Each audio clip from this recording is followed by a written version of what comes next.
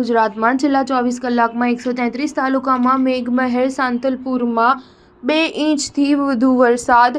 આજે આ જિલ્લામાં એલર્ટ.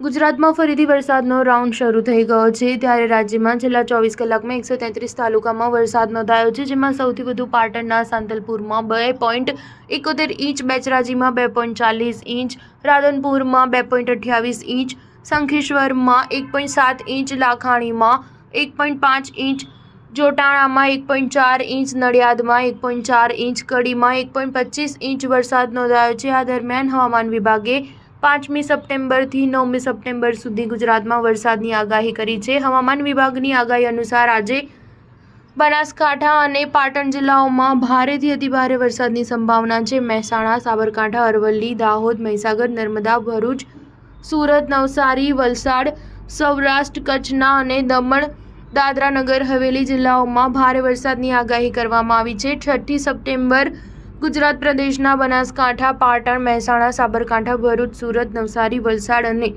દમણ, દાદરા નગર હવેલી તથા સૌરાષ્ટ્ર કચ્છના જિલ્લાઓમાં ભારે વરસાદની આગાહી કરવામાં આવી છે. 25થી 30મી ઓગસ્ટ દરમિયાન પડેલા ભારે વરસાદના લીધે ગુજરાત જળબંબાકાર થઈ ગયું હતું, જેને લીધે રાજ્યમાં જાન અને માલની હાનિ સર્જાઈ હતી. ભારે વરસાદના કારણે 49 વ્યક્તિઓના મોત થયા હતા અને લોકોની ઘરવખરીને ભારે નુકસાન પણ થયું હતું. ઉલ્લેખનીય છે કે અત્યાર સુધીમાં રાજ્યમાં 108% વરસાદ ખાબકી ચૂક્યો છે. આમ તમામ ઝોનમાં 100% વરસાદ નોંધાઈ ચૂક્યો છે. સ્ટાર ન્યૂઝ 7 હંમેશા સચ્ચાઈની સાથે.